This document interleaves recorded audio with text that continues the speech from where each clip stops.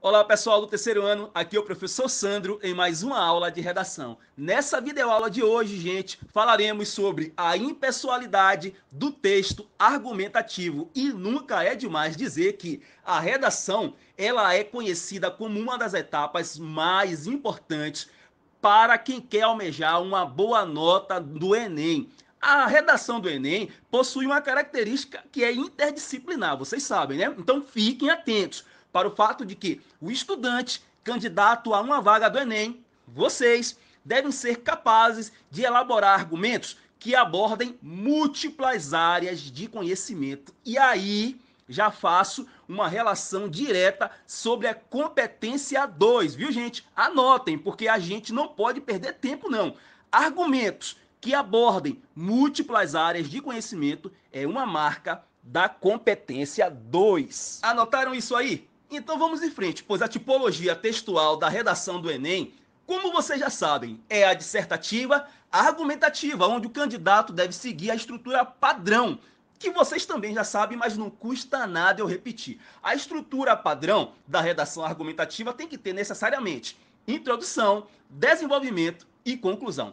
Gente, a defesa da tese é o ponto-chave do texto dissertativo argumentativo, pois ao longo da escrita, o estudante candidato a uma vaga do Enem deve se posicionar sobre determinado tema atual e de importância para a sociedade, deixando de forma clara qual é a sua tese, em outras palavras, deixando claro qual é o seu ponto de vista. Olhe, outra coisa aí que eu preciso chamar a atenção de vocês, porque novamente preciso destacar uma competência que tem relação direta com o que a gente está conversando aqui, que é a defesa da tese, a defesa do ponto de vista, que é uma marca da competência 3. A gente vai fazendo essa elaboração de uma videoaula onde a gente vai amarrando as competências a cada ponto em que a gente for discutindo o que é importante. Vocês já viram eu falar que abordagem de múltiplas áreas do conhecimento é competência 2. E agora eu estou trazendo para vocês esse reforço de conhecimento de que onde é que está a cobrança sobre a defesa da tese? Está justamente na competência 3, onde eles querem analisar, entre outras coisas, se você tem um ponto de vista sólido, um ponto de vista que seja original, que seja construtivo. Então, vamos seguindo e fazendo sempre essas amarrações com as 5 competências, certo? Vamos comigo. Pessoal, agora que a gente já sabe que a competência 3 foca exatamente na construção do seu ponto de vista, da sua tese, além de avaliar a sua coerência textual, a gente já pode entrar de vez no tema da nossa videoaula de hoje, porque a questão da impessoalidade está ligada justamente ao seu ponto de vista, que apesar de ser seu, deve ter a aparência de ser um texto de perfil universal, consensual, que possui a aprovação da maioria. Preste atenção nisso. Quando a gente fala em pessoalidade textual, é claro que a gente está se referindo à pessoa do discurso, que você escolhe para imprimir a marca do seu texto. Nós temos 3 pessoas do discurso para a gente definir o nosso posicionamento frente ao ato comunicativo, que é o nosso texto dissertativo argumentativo. Ou seja, nós temos a primeira pessoa do discurso representando aquela pessoa que fala, eu ou nós. Nós temos a segunda pessoa do discurso representando aquela com quem se fala, tu ou vós, você ou o senhor. E a terceira pessoa do discurso representando a fala, representando a linha de pensamento ou de conduta da pessoa do grupo de quem a gente fala. Ou seja, quando numa redação do Enem, uma redação argumentativa, a gente utiliza a terceira pessoa do discurso, a gente está falando sobre o que o outro pensa. A gente está representando a fala dele, dela, deles ou delas. Olha o macete aí da impessoalidade. Quem está lendo o seu texto se sente inserido quando você utiliza a terceira pessoa do discurso também nessa tese. Ele se sente inserido também, né, nesse ponto de vista que você está levantando. A tese é sua, o ponto de vista é seu, mas você se posiciona com a terceira pessoa do discurso dentro do texto como se o texto fosse da pessoa que está lendo o seu texto. Percebe aí o macete, a jogada? Aí vocês me perguntam, mas por que que eu deveria fazer isso? A resposta é simples. O seu texto dissertativo não é puramente argumentativo. Sua intenção não é só argumentar, não é só expor o seu ponto de vista. Você quer muito mais do que isso, muito mais do que expor o seu ponto de vista. Você quer também persuadir, convencer as pessoas a aderirem ao seu ponto de vista. Então, o que você faz? Você coloca as suas ideias no texto como se essas ideias nem fossem suas, e sim de quem está lendo o seu texto. Percebe a jogada aí? Persuasão e argumentação. Não se esqueçam disso jamais, hein?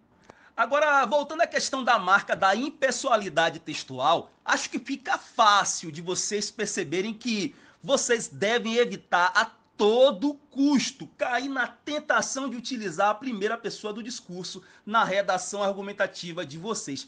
Principalmente, anotem aí, por favor, principalmente a primeira pessoa do singular. Evitem o tal do eu acho, eu penso, eu imagino. O uso da primeira pessoa do plural é até aceitável, porém, em minha opinião, é descartável. Pelo seguinte, se eu quero que o meu texto seja objetivo e tenha um caráter impessoal, em qual pessoa do discurso eu consigo fazer isso com mais eficiência? Não é a terceira pessoa do discurso? Tanto do singular quanto na terceira pessoa do plural, onde a gente já viu que a gente utilizando a terceira pessoa, esse texto, essa tese, ela tem a aparência de que não é nem nossa. Essa tese tem a aparência de que é uma tese de consenso da população, é uma tese que vem da opinião pública, não é isso? Então, qual a necessidade de eu dizer, por exemplo, nós consideramos essencial a aplicação de uma multa severa para o caso dos condutores de veículos que dirigem alcoolizados? Gente, para que esse nós, se eu posso tornar o meu texto ainda mais imparcial utilizando a terceira pessoa do discurso para expressar esse mesmo ponto de vista, mais ou menos dessa forma assim? É preciso considerar como essencial a aplicação de uma multa severa para o caso dos condutores de veículos que dirigem alcoolizados. Perceberam que eu mantive no texto 2 o mesmo ponto de vista do texto 1, sendo que no texto 2 a impressão que se dá é que a opinião nem é minha, que é o ponto de vista da opinião pública. Agora, já no texto 1, existe tanto no pronome pessoal nós, quanto na própria terminação verbal do verbo considerar, uma espécie de denúncia de que eu estou incluído entre as pessoas que defendem esse ponto de vista, na medida em que já inicio a frase dizendo nós consideramos. Pronto, já me entreguei, né? Já tornei o texto menos imparcial do que o texto 2.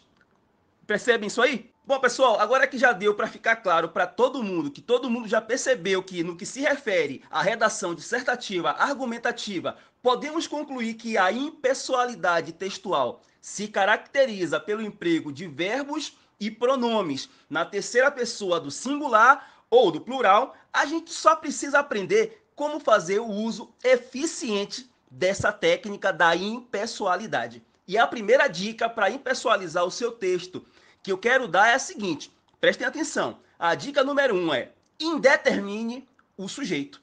Vocês lembram quando vocês estudaram na gramática o assunto tipos de sujeito? Então, aí vocês aprenderam que as frases podem apresentar o sujeito indeterminado, sujeito inexistente ou sujeito determinado, sendo esse último, o sujeito determinado, subdividido ainda em 3 tipos: o simples, o sujeito composto e o sujeito oculto. Lembram disso? Pois é, a dica número 1 recai sobre o sujeito indeterminado. Lembram qual é a regra para se formar um sujeito indeterminado? É algo bem simples, gente. Vejam só. O sujeito indeterminado é aquele que faz referência a alguém, mas não identifica esse alguém. Isso é ótimo para uma redação argumentativa, pois o que o autor da redação do Enem, que está bem treinado, bem atualizado sobre as normas do Enem, o que esse autor mais quer é não ser identificado. Esse tipo de sujeito, gente, o sujeito indeterminado, que geralmente é acompanhado de verbos flexionados na terceira pessoa do plural ou de verbos flexionados na terceira pessoa do singular, esse sujeito indeterminado, ele é o maior gancho para que a gente faça um texto que tenha esse caráter impessoal. Agora, fiquem atentos para um detalhe. O sujeito indeterminado, flexionado na terceira pessoa do singular, sempre estará acompanhado da partícula se. Vamos entender melhor como funciona isso através de alguns exemplos. Exemplos de sujeito indeterminado. Vejam só. Esqueceram de trancar a porta. Precisa-se de vendedores. Observem, gente, que no primeiro exemplo, em que o verbo está na terceira pessoa do plural, esse esqueceram de trancar a porta, sabemos que alguém esqueceu de trancar a porta, mas não sabemos exatamente quem esqueceu. Não é isso, gente? Já na segunda frase, em que o verbo está na terceira pessoa do singular, em precisa-se de vendedores, acompanhado da partícula se, também identificamos que alguém ou algum lugar precisa de vendedores, mas, outra vez, não sabemos exatamente quem precisa ou que lugar precisa de vendedores. Só para reforçar ainda mais essa técnica de indeterminação do sujeito, observem outros exemplos de frases com verbo na terceira pessoa do plural. Disseram para esperar aqui. Gente, observem aí essa questão do verbo na terceira pessoa do plural. O disseram. Quem foi que disse? Né? Não ficou claro. Veja um outro exemplo. Vieram chamar você. Quem veio chamar? Né? Também não ficou claro. Estão reclamando do atendimento. Quem é que está reclamando? Estavam conversando na escola durante o intervalo. Novamente, fica essa pergunta no ar. Quem é que estava conversando? Também não ficou claro, né? E disseram que estavam sozinhos. Mais uma vez, nós temos aí o verbo na terceira pessoa do plural, indeterminando o sujeito. E o que é ótimo, né? No caso de uma redação dissertativa. Porque a gente vai perguntar aí nesse caso, né? Quem foi que disse? Não ficou claro. Então, assim, a gente vai percebendo, e vocês já devem ter percebido, como em todos esses casos, você consegue impessoalizar com eficiência o sujeito da frase. Isso fica perfeito, volto a dizer, fica perfeito na redação de vocês. Mas não acabou não. Observem outros exemplos de frases com verbos na terceira pessoa do singular, acompanhado da partícula se, com a função de índice de indeterminação do sujeito. Observem comigo. Falou-se do aquecimento global no simpósio. Observem aí mais um exemplo eficiente de indeterminar o sujeito, sendo que, dessa vez, a gente não está utilizando o verbo na terceira pessoa do plural, e sim na terceira pessoa do singular, acompanhado da partícula se. Vou ler de novo. Falou-se do aquecimento global no simpósio. A gente não sabe quem falou, não é isso? Vamos para o segundo exemplo. Precisa-se de tradutor. Não fica claro quem precisa. Mente-se para as crianças. Quem é que mente? Não fica claro isso. Sonha-se muito alto. Quem é que sonha muito alto? Não dá para saber, né, gente? Nunca se está livre de desgraças. Quem é que nunca está livre de desgraça? Também não dá para saber, não é verdade? Está vendo como não é nenhum bicho de sete cabeças impessoalizar a redação argumentativa de vocês? Agora, muita atenção, gente, pois observem que o pronome se ele tem a função de índice de indeterminação do sujeito, quando ele é acompanhado dos seguintes tipos de verbos. Anotem porque é importante, viu, gente?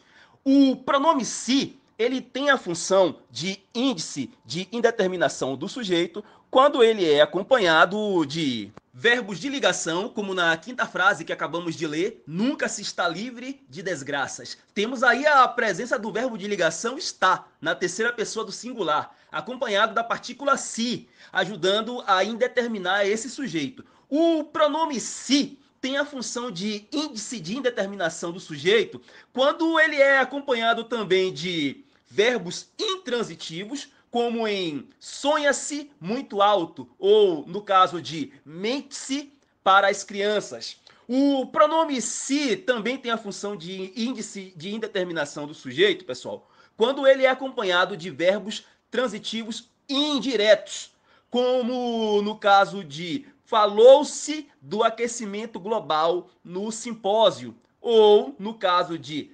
precisa-se de tradutor. Agora, pessoal, vamos para a dica número 2. Olha, gente, uma outra forma eficiente de impessoalizar o sujeito é utilizando frases com verbos no infinitivo impessoal. Eu sei que vocês devem estar pensando nesse momento, caramba, mas eu já não lembro mais nada sobre o infinitivo impessoal. Como eu já sei disso, eu vou fazer uma breve revisão sobre o infinitivo impessoal, para que depois eu possa dar exemplos de como utilizar mais uma técnica eficiente de impessoalização do sujeito. Vamos rapidamente falar sobre isso. Gente, ó, quando você consulta a gramática para saber o que é um verbo no infinitivo, você, antes de mais nada, descobre que existem formas nominais do verbo, não é isso? Então, aí vocês também descobrem que essas formas nominais são três: o infinitivo, o gerúndio e o particípio. Lembram desse assunto?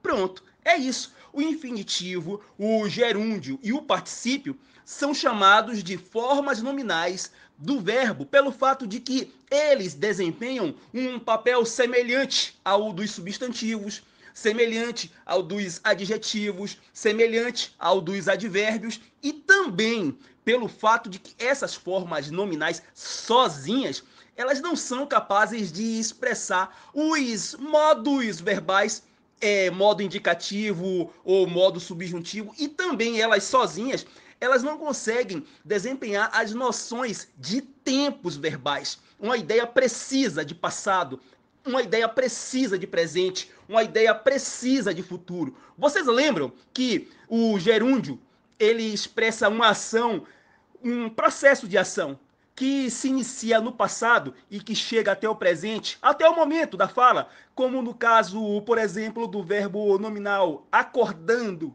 agradecendo, esperando, sorrindo, unindo, jogando. Lembram disso? Vocês lembram que o particípio ele expressa o resultado, o desfecho, a conclusão da ação, enquanto no gerúndio ele expressa uma ação que vai do passado até o presente, no caso de sorrindo, né? Sorrindo dá uma ideia de algo que começou no passado e que vem até o presente. No particípio dá uma ideia de um desfecho, de uma conclusão de uma ação lá do passado, como no caso, por exemplo, de carro batido.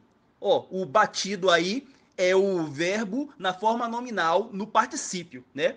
Que vocês sabem que termina com DO ou TO. E aí, nesse caso, carro batido, o batido dá uma ideia de um desfecho, né? De uma conclusão. Ou agradecido, por exemplo, é um outro verbo no particípio. Agradecido. Vou dar um exemplo. O cliente ficou agradecido.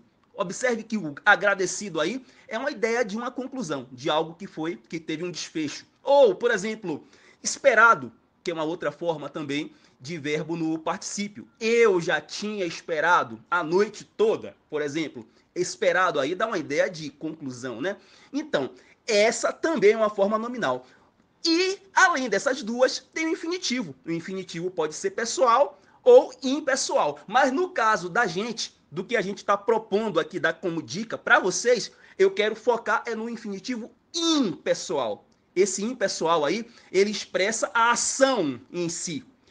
O infinitivo impessoal é o verbo em seu estado, vamos dizer assim, natural, né?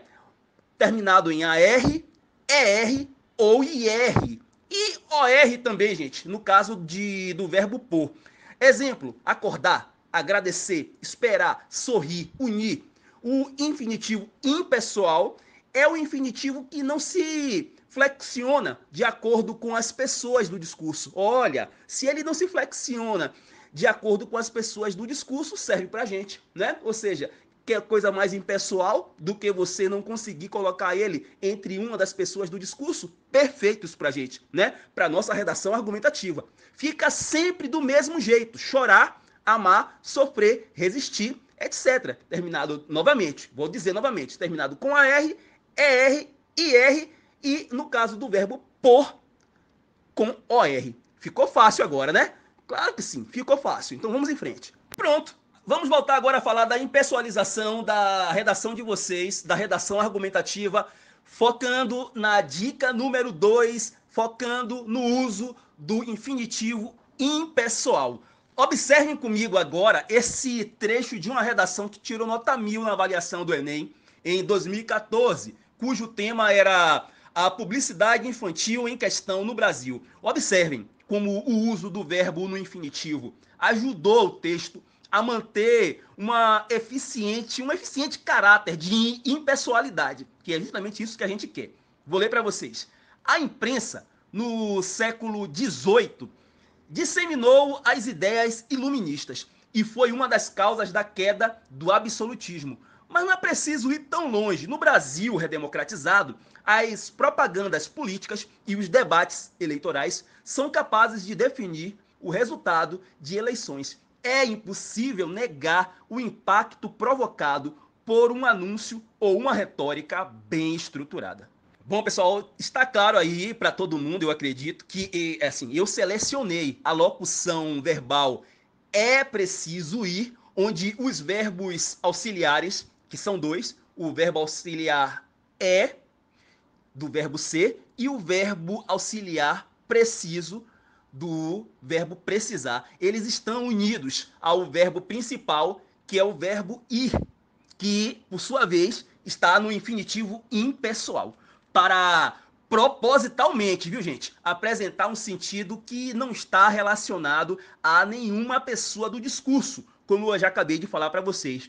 Para manter mesmo esse caráter da impessoalidade. Notem que em um trecho como "mas não é preciso ir tão longe", propositalmente, gente, não fica claro sobre de quem o autor da redação está falando, que não precisa ir tão longe. A proposta aí é essa mesmo, apresentar uma ideia vaga, genérica, sem se referir a nenhum sujeito determinado. A gente indeterminou, a gente fez justamente o uso da dica número 2. A mesma coisa acontece com o verbo negar, que poderia até ser flexionado, por exemplo, na terceira pessoa do singular, acompanhado da partícula si, mantendo o mesmo sentido de impessoalidade, utilizando, por exemplo, a dica número 1. Ficando assim, é impossível que se negue, ó, o si aí, que é o índice de indeterminação, que se negue o impacto. Daria no mesmo, a gente pode fazer uso tanto da dica 1 quanto da dica 2 para esse caso. A proposta da impessoalidade textual se manteria eficiente do mesmo jeito. Perceberam como também é eficiente essa dica número 2? Agora vamos para a dica número 3. Na dica número 3, a gente vai ocultar o agente da oração. Isso mesmo, ocultar expressões do tipo é importante, é preciso, é indispensável, é urgente, é notório, é visível, contribuem com o propósito da neutralidade. Vocês observem que quando a gente coloca o verbo ser na terceira pessoa, né? Mesmo que ele não esteja relacionado à partícula, essa partícula de indeterminação do sujeito, o si, o verbo ser, da maneira com que a gente coloca aí, onde a gente não indica, a gente oculta, a gente não indica quem é a pessoa do discurso que está presente de maneira determinada, você termina dando uma ideia aí de ocultação que funciona super bem também. E são expressões que não são difíceis de vocês lembrarem, né? Expressões como é importante, é preciso, é indispensável, é urgente, casa bem tanto na introdução, quanto no desenvolvimento, quanto na conclusão. Porque assim, ó, observem, para quem é importante, quando você diz é importante que se façam reformas tributárias, por exemplo. É importante para quem, né? Você não sabe exatamente aí a quem está se direcionando de maneira precisa, né? Você pode pensar de uma maneira genérica, depender do caso, o povo brasileiro, né? Mas fica aí de uma forma mais genérica, encaixa super bem. Da mesma forma que quando você diz é preciso, né? Já vem a pergunta, para quem é preciso? Ou para quem é indispensável? Ou para quem é urgente? As perguntas ficam propositalmente sem respostas, porque não é possível definir de maneira muito clara o agente da ação, o que neutraliza o discurso, além de deixá-lo mais objetivo. Bora para os exemplos? Vamos lá. Gente, na verdade eu vou pegar aqui dois exemplos em um só texto, em um só parágrafo, para vocês observarem como se encaixa super bem essa dica número 3 aí da ocultação do agente da ação. Vejam comigo. De antemão, é importante ressaltar o papel do meio ambiente para o desenvolvimento econômico de uma sociedade. É notório que a extração de recursos minerais e de combustíveis fósseis é fundamental para a atração de indústrias e, consequentemente, para a solidez do setor produtivo da economia. Gente, observem aí, você tem o é importante, que você pode utilizar, como eu falei a vocês, em qualquer um dos parágrafos de uma redação argumentativa, e o é notório. E essas duas expressões aí, elas servem justamente para que você dê uma maior objetividade ao texto de vocês e afaste ainda mais a possibilidade de torná-lo pessoal e torná-lo, com isso, menos competitivo em relação aos concorrentes que estão se preparando e pensando exatamente em como tornar o texto deles mais impessoal, mais objetivo, mais claro. Pronto, a dica número 3 é muito eficiente também, eu sei que vocês gostaram dessa dica. Agora vamos passar limpo o que a gente já viu hoje, certo? Na dica número 1, a gente viu o seguinte: a impessoalização se dá de duas formas. A, verbo na terceira pessoa do plural, sem determinar quem é o sujeito. E aí eu vou dar um exemplo. Disseram para esperar aqui. B, da dica número 1, verbo na terceira pessoa do singular. E aí, nesse caso, nós temos o verbo intransitivo, transitivo indireto ou verbo de ligação, mais o pronome si, que cumpre a função de quê? A função de partícula de indeterminação do sujeito. Vai um exemplo aí. Sonha-se muito alto. Na dica número 2, nós temos o seguinte: frases com verbos no infinitivo impessoal. Vai um exemplo aí. Questionar é importante. Na dica número 3, que a gente acabou de falar, nós temos aí o processo de quê? Ocultar o agente da ação. É notório, é nítido, é visível, etc. Por hoje é isso aí, pessoal. Agora é praticar e obter sucesso. A gente continua se vendo por aqui. Um grande abraço e até a próxima videoaula.